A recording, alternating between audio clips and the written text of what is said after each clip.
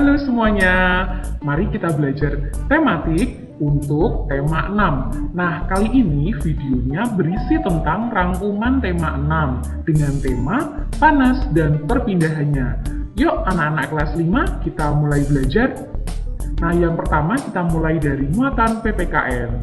Nah, kita akan belajar tentang hak, kewajiban, dan tanggung jawab. Masih ingat ya, hak adalah segala sesuatu yang kita peroleh setelah melaksanakan kewajiban dan tanggung jawab. Lalu, contoh dari hak siswa di sekolah.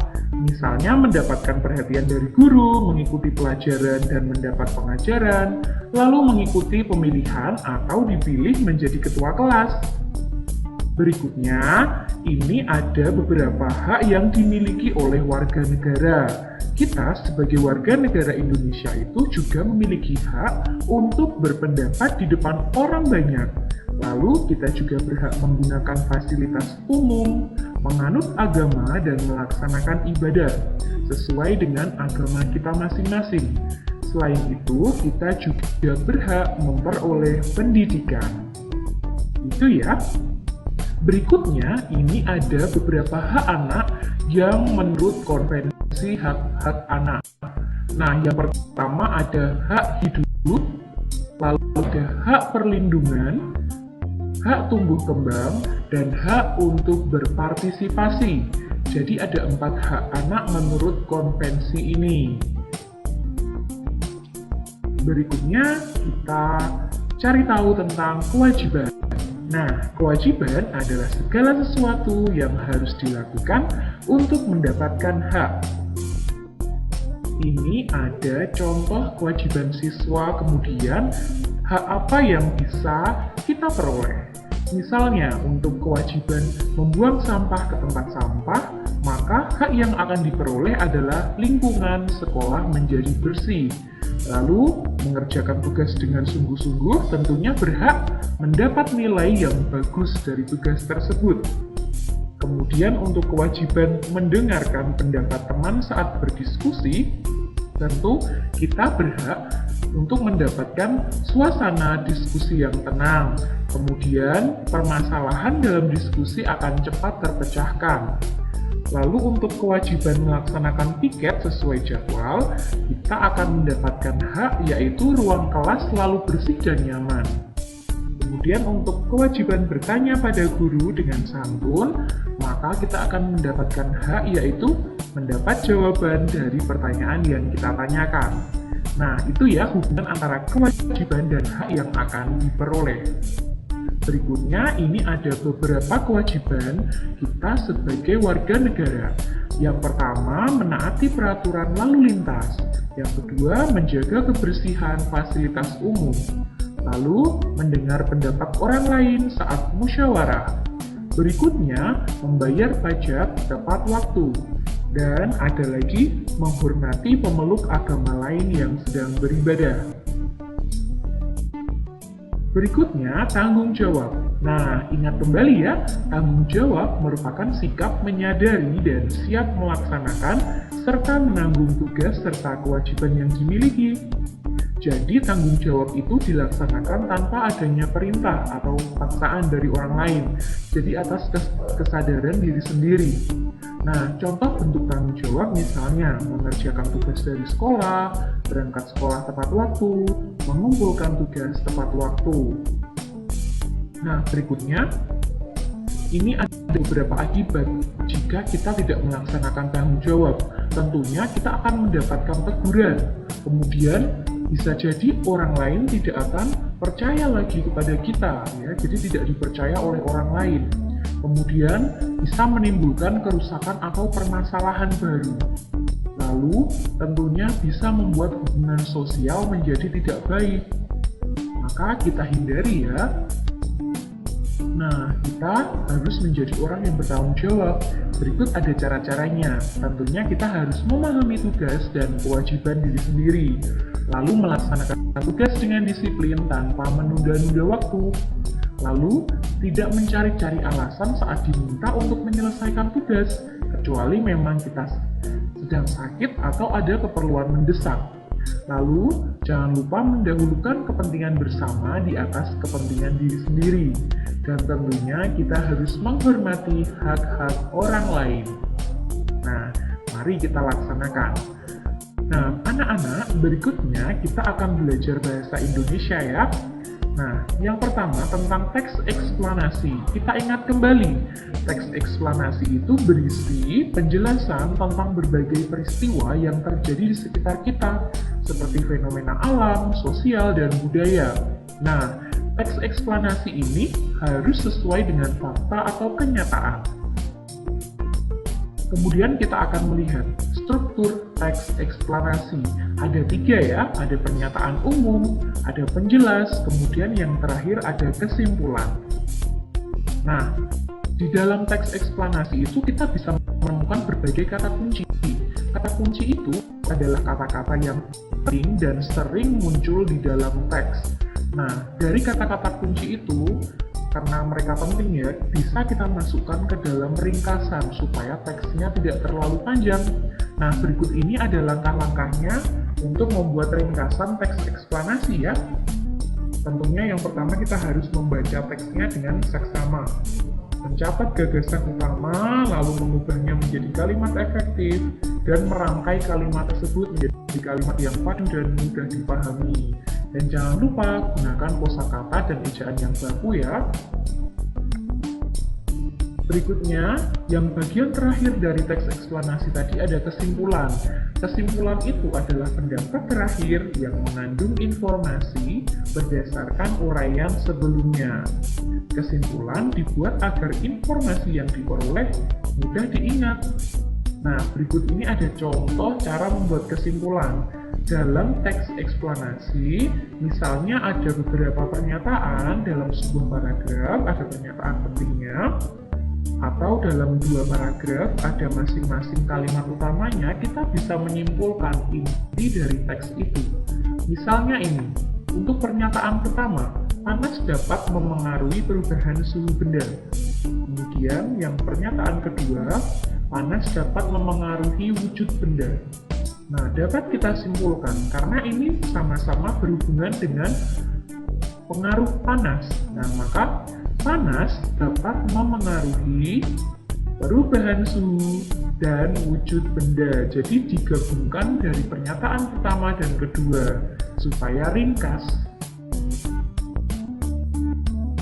Selanjutnya, untuk kesimpulan teks media cetak.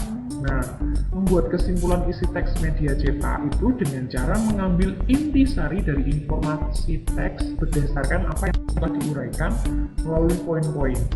Nah, pokok pikiran dalam media cetak umumnya terdapat pada kalimat utama paragraf. Jadi, bagian terpenting atau intisarinya itu biasanya ada di dalam kalimat utama. Maka, jangan lupa ya, kamu harus bisa mencari kalimat utama dalam sebuah paragraf.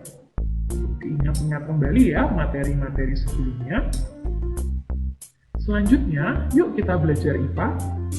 Nah, materinya adalah tentang kalor. Nah, ingat kembali ya, kalor itu adalah salah satu bentuk energi yang dapat berpindah dari benda yang suhunya tinggi ke benda yang lebih rendah suhunya. Kemudian, sumber energi itu adalah segala sesuatu di sekitar kita yang mampu menghasilkan energi. Nah, contoh-contoh sumber energi adalah matahari, listrik, kompor, dan gas. Nah, mereka bisa menghasilkan panas ya. Kemudian, ini ada perubahan wujud benda. Nah, kita ingat kembali ya bahwa wujud benda itu kan ada 3 ya. Ada padat, cair, dan gas. Nah, benda itu bisa berubah wujudnya ketika mengalami perubahan suhu ya, entah itu suhunya naik atau suhunya turun. Nah, ini ada penjelasannya dan juga contoh-contohnya, mulai dari mencair, membeku, menguap, mengembun, menyublim, dan mengkristal. Berikutnya, ini ada perubahan akibat perubahan suhu. Nah, ada yang kita sebut dengan pemuaian. Nah, pemuaian itu adalah perubahan suatu benda yang dapat menjadi bertambah panjang, lebar, luas, atau volumenya berubah karena terkena kalor atau panas. Ya. Kemudian ada lagi penyusutan. Nah, ini kebalikannya. Penyusutan itu adalah perubahan suatu benda menjadi berkurang panjangnya, lebar, luas, atau volumenya karena terkena suhu yang dingin. Nah, kita akan melihat contoh-contoh dari pemuaian dan penyusutan. Nah, misalnya ada pemasangan kaca jendela dibuat sedikit longgar untuk memberikan ruang pemuaian bagi kaca saat terkena panas. Lalu, ban sepeda motor, mobil, atau ban sepeda ya, diisi udara yang tidak terlalu banyak agar saat ban memuai tidak mudah meletus. Lalu, kawat atau kabel listrik terlihat kendur dengan tujuan agar kawat atau kabel listrik tidak putus saat malam hari ketika mengalami penyusutan. Lalu, pemuaian yang terjadi pada gelas kaca. Berikutnya ada contoh, rel kereta api dibuat ada celah di antara dua batang rel yang bertujuan untuk memberikan ruang muai sehingga saat terkena panas, rel tidak melengkung.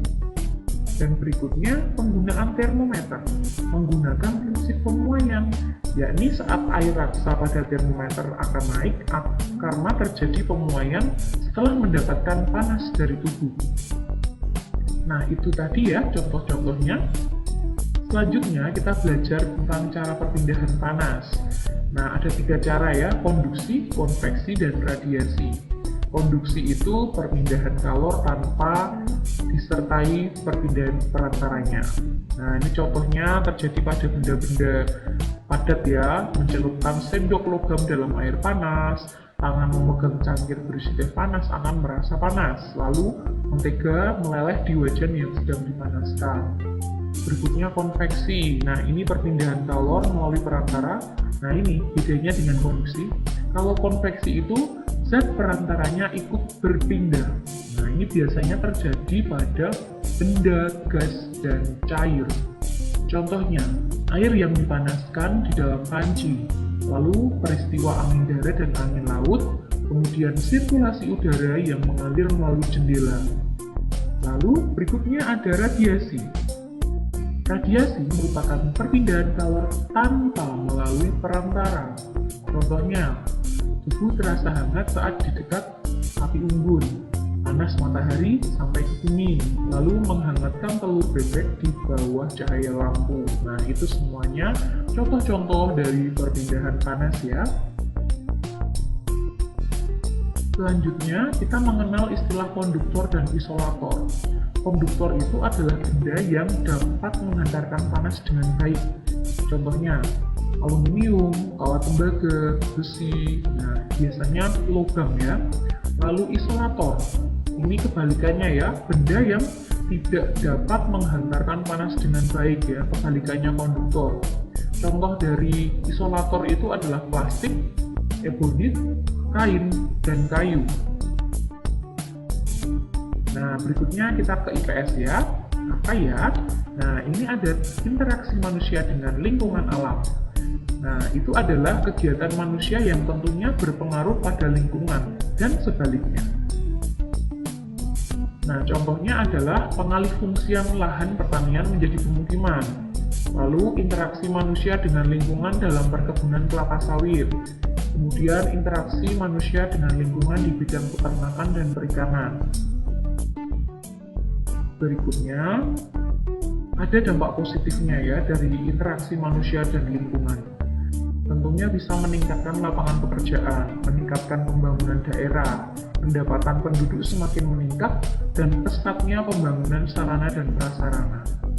Namun, selain itu juga ada dampak negatifnya, yaitu berkurangnya keanekaragaman hayati, berkurangnya habitat hewan, berkurangnya sumber daya air, dan bisa juga menimbulkan kerusakan alam dan bencana alam. Nah, aktivitas manusia atau masyarakat dalam lingkungan sosial. Nah, selain berinteraksi dengan lingkungan alam, manusia juga berinteraksi dengan lingkungan sosial karena memang kita adalah makhluk sosial, tidak dapat hidup sendiri dan harus berinteraksi dengan lingkungan sekitar. Nah, contohnya interaksi sosial masyarakat seperti Subak di Bali untuk pengolahan lahan, pertanian, dan perairan. Lalu pembangunan ekonomi dan sosial budaya sangat penting untuk kemajuan bangsa. Nah, contohnya interaksi kegiatan jual beli di pasar, pengadaan koperasi desa.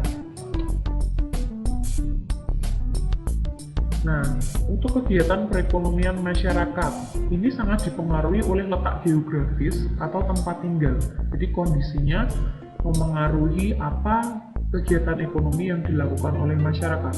Misalnya di pantai, tentu banyak masyarakat yang berkegiatan ekonomi sebagai nelayan, petani kelapa, petani mutiara, penjual cenderamata. Lalu kalau di sawah atau di ladang, ada petani cabai, petani padi, dan singkong.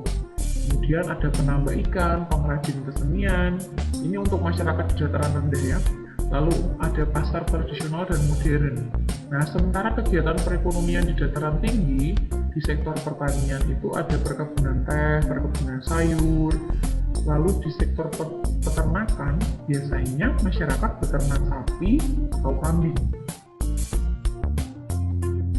Nah, berikutnya, yuk kita lihat tentang SPDP. Yang pertama KD 3.1 ya, ini tentang gambar cerita. Nah, ciri-cirinya itu gambar cerita berisi tentang isi buku, harus menarik, dan terdapat judul buku yang ditulis dengan ukuran huruf lebih besar. Lalu ada nama penulis, ada nama penerbit buku. Ya, jadi di sampul itu pasti ada seperti itu ya, di sampul buku. Kemudian warna yang digunakan dapat menarik perhatian pembaca, supaya orang tertarik untuk membaca bukunya. Lalu teknik pewarnaan dalam pembuatan gambar cerita. Ada dua, teknik basah dan kering. Untuk teknik basah, menggambar menggunakan alat cat, ya, cat air, kuas, palet, dan kapas. Ini biasanya menggunakan pengencer ya, misalnya air atau pengencer cat minyak. Kemudian untuk teknik kering ini biasanya menggunakan krayon, pensil warna, dan spidol warna. Lalu untuk makna gambar cerita, jadi pada setiap gambar atau lukisan biasanya mewakili sebuah tema. Lalu dalam sampul buku itu mewakili seluruh isi bukunya atau inti dari isi bukunya itu. Jadi kita harus memperhatikan dengan teliti untuk mengetahui makna dari sebuah gambar itu. Nah, selanjutnya untuk KD 3.2. Nah, tangga nada. Tangga nada itu adalah nada-nada yang disusun secara berurutan dari yang paling rendah hingga paling tinggi. Lalu simbol pada tangga nada itu disebut notasi. Notasi adalah sistem penulisan nada yang dapat berupa angka, huruf, atau lambang not balok yang menunjukkan urutan nada. Nah, tangga nada pentatonis. Tangga nada pentatonis itu tangga nada yang terdiri dari 5 nada pokok yang tidak dilihat berdasarkan urutan tangga nadanya. Tangga nada pentatonis ini biasanya digunakan pada alat musik daerah ya, atau alat musik tradisional. Nah, tangga nada pentatonis dibagi menjadi 2, yaitu slendro dan pelok. Nah, ini kita akan pelajari terlebih dahulu yang slendro. Ini urutan nadanya terdiri dari 5 nada, kemudian sifat lagunya itu gembira, lincah, dan riang. Ini ada intervalnya, lalu contoh-contoh lagunya. Berikutnya, untuk tangga nada pelok. Nah, urutan nadanya ini 5 nada yang digunakan pada musik gamelan Jawa dan Bali. Ini ada intervalnya serta contoh dari lagu yang bertangga nada pelok. Selanjutnya, pola lantai dalam tarian. Ini sudah KD 3.3 ya. Pola lantai itu merupakan garis yang membentuk formasi penari saat melakukan gerak tari. Jadi pola lantai ini dilakukan untuk memperindah pertunjukan tari. Ada 2 pola dasar dalam pola lantai, yaitu pola lantai lurus dan pola lantai lengkung. Nah, ini adalah beberapa contoh dari pola lantai yang berbentuk garis lurus. Ada horizontal, vertikal, diagonal, segitiga, zigzag, masih ada lagi ya yang lain. Kemudian yang ini adalah pola lantai yang berupa garis lengkung. Ada bentuk lingkaran, garis lengkung ke depan, dan garis lengkung ke belakang. Nah, itu tadi ya untuk materi kita hari ini.